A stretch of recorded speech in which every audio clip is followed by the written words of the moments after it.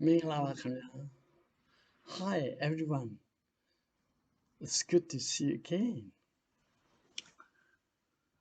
The State Peace and Development Council was the official name of the military government of Burma, which seized power under the rule of Somao in 1988.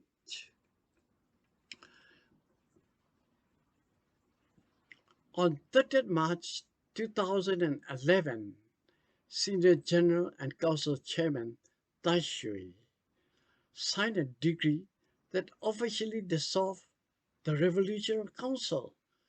From 1988 to 1997, the SBTC, or better known as State Law and Order Restoration Council, which had replaced the Burma Socialist Program Party in 1997. The powerful regional commanders who were the members of the SLOC were promoted to a new positions and transferred the capital of Rangoon to the capital of Rangoon. But the new military commanders were not included in the membership of SPTC. It consisted of 11 senior military officers and wielded a great deal of power, more than the cabinet ministers, who were either junior military officers or civilians. The exception was that the defense military portfolio, which was in the hands of the junta leader Tan Shui himself.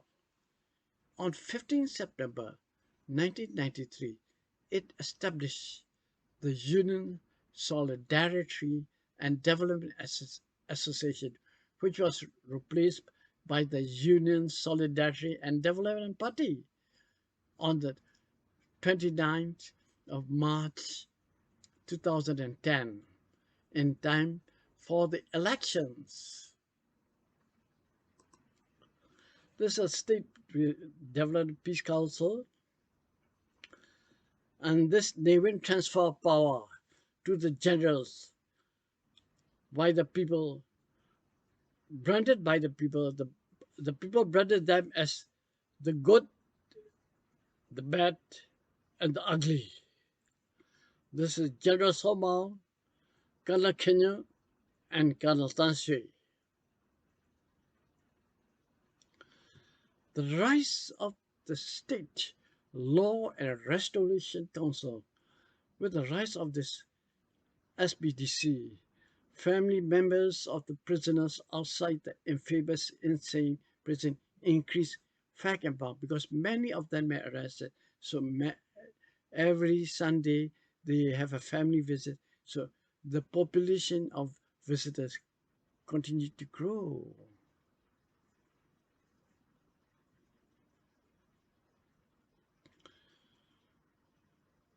Some people were facing off between the protesters and soldiers in Rangoon. With bayonets fixed, they charged the peaceful demonstrators, killing thousands of them in 6 major cities of Burma. Dramatic photos of medics carrying fatal students to safety. Machine gun wielding soldiers trying to stop the protest marches. In 2010,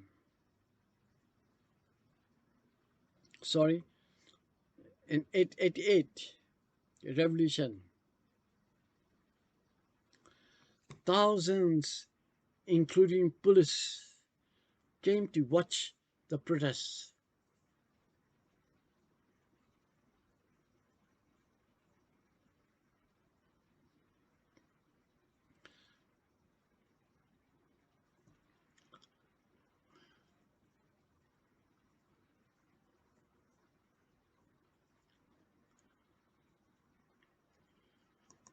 One of the worst atrocities took place during the uprising of the August 1988, when millions of Burmese marched throughout the country calling for an end to military rule.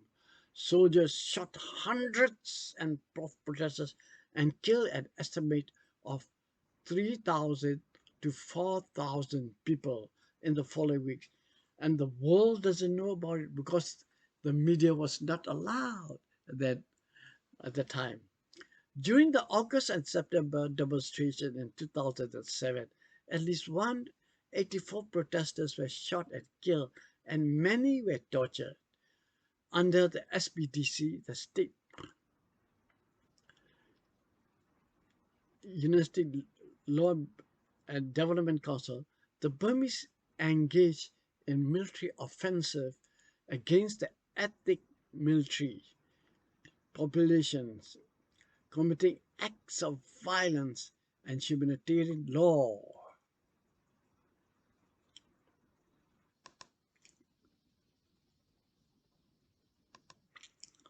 And this is how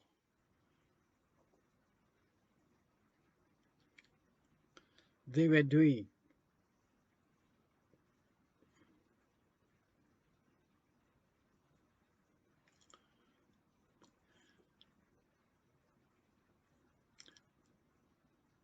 The SPDC forcibly recruited children, some as young as 10, to serve in its army, and there were thousands, according to the Human Rights Watch. The United Nations Secretary General named the SPDC in 4 consecutive reports for violating international standards, prohibiting the recruitment and the use of child soldiers. Burma is the worst country to use as child soldiers. They are at level with some of the African countries.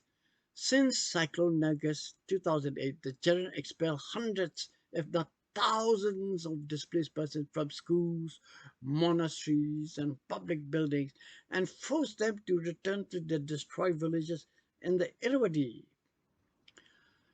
The authorities emptied some public buildings and schools to use as police stations for the 24 May referendum on a new constitution, despite pleas from the United Nations Secretary General Ban Ki-moon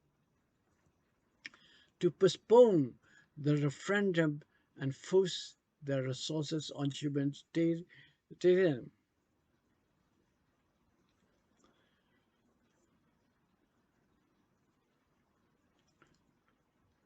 The SPTC was alleged to have evicted people from all the major cities.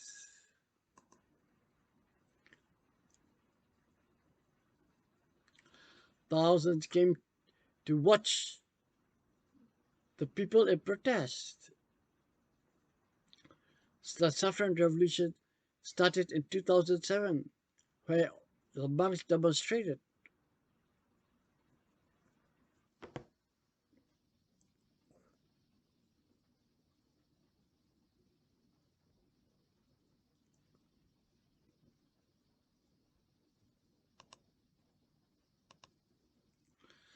Many of the Buddhist monks were killed, and some of them have to pay respect to the security authorities.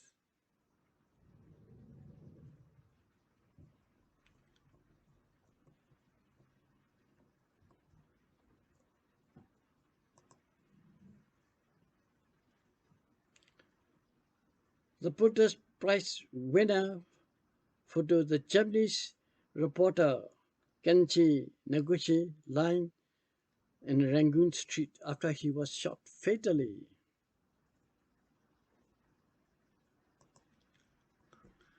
The lucky survivors of Hurricane Nagas, which killed more than 100,000 people in the Irrawaddy Delta area. In spite of the disaster, the military junta went on with referendum on the constitution it drafted.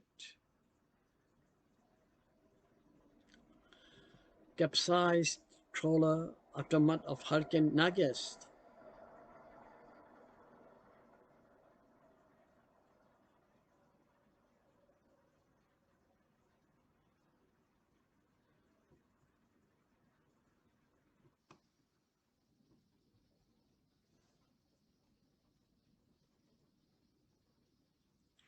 monks and monastery after the disaster caused by the hurricane.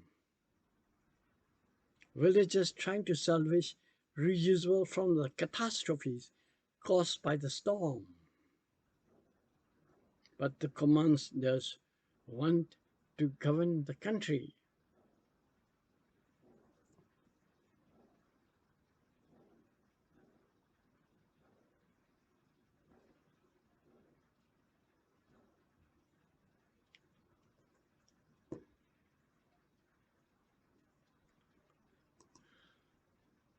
Mass roundup occurred during the crackdown itself, and authorities continued to arrest the protesters and supporters throughout 2007.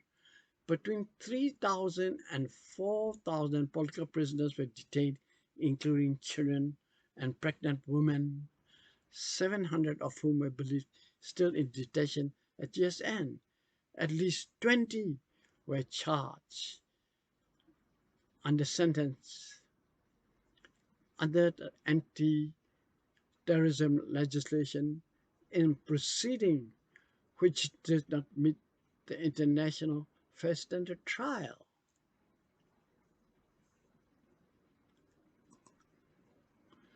The general still want to continue to do.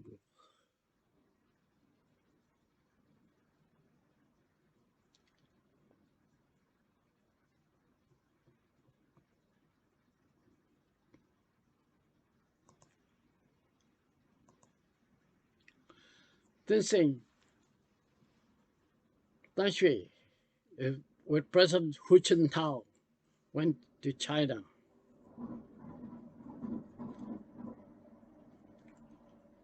and shaking hands with the Thai Army General Chief.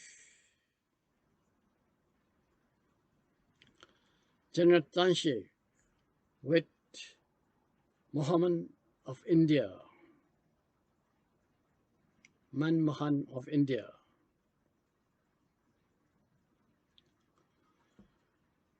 Tan Shui's main achievement was constructing a new capital, Naypyidaw, from the Rangoon demonstrators who want to have a safe place to live. And Naypyidaw has been wide road, but virtually no traffic at all. It was a ghost city. And but Tan Shui was very much afraid that he would be killed, so he lived underground bunkers. And these are all the network of underground bunkers where Tan Shui lived.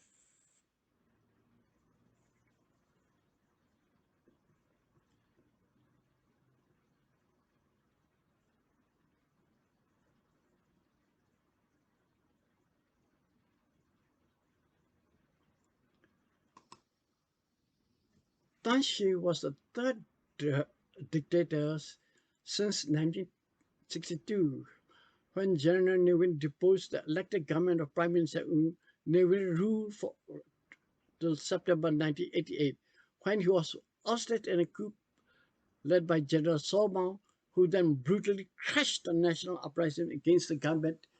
Tan Shui succeeded So Mao in 1992. Ruinous economic policy under Ne Win resulted in Burma being declared as the least developed country by the United Nations in 1987. It continued to retain that ignoble status under Tan Shui rule. What was worse was the facade of a market economy adopted Tan Shui's regime resulted in the depletion of the nation's natural resources, including timber, natural gas, jade, and copper. They were just exported. Human rights violations and the persecution of the NLD after the disordered election in 1990 resulted in Myanmar becoming the target of sanctions imposed by the United States and the European Union. Stunned by much of the international community, Myanmar began to rely heavily on China, which invested in the country and exploited its natural resources. And of course, it was joined by Russia, from which it brought the military equipment. The poor state of economy and the bloated defense budget saw a sharp decline in the quality of education, healthcare, and the standard of living.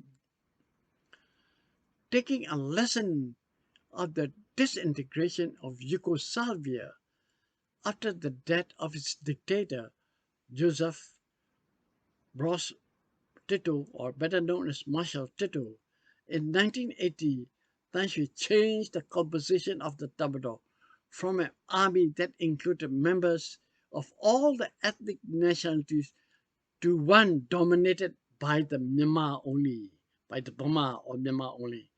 His reasoning was that if the members of the ethnic minority held high ranks in the Tabador, they might be loyal and lead a rebellion to leave the Union. This was revealed by the former generals who were involved in the peace negotiation press launched by former President U Thein Sein. Other changes by Than Shwe resulted in Tabador training more officers than it needed and assigning them to senior positions in the civil administration. In the early 1990s, the Tabador Defense Service Academy at Pyongyang has produced 150 officers a year. A decade later, it was producing 3,000 officers a year, a 20-fold increase. The changes engineered by Than Shwe also resulted in more young Defense Service Academy graduates being interested in civil administration rather than becoming a professional military officers. This change has contributed to the deterioration in the performance of the civil administration. Than Shwe retreated from public view in 2001 and after handing over power to the government to the headed by the former generals of his choice.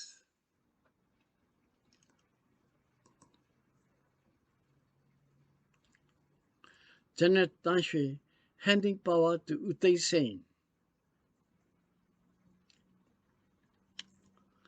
They won the seats of the previous year in an election and held according to the provisions of the Nagas 2008 constitution that was planned by Than Shwe to ensure that the military retained a strong grip of power.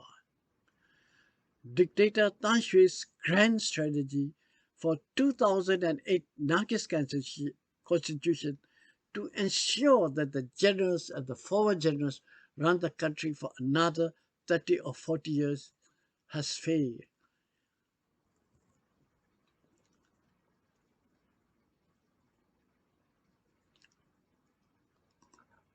Less than 5 years after the Junta rule ended in 2001, factional dispute erupted among the prominent former generals. Well, I think I should stop here. I hope to see you again.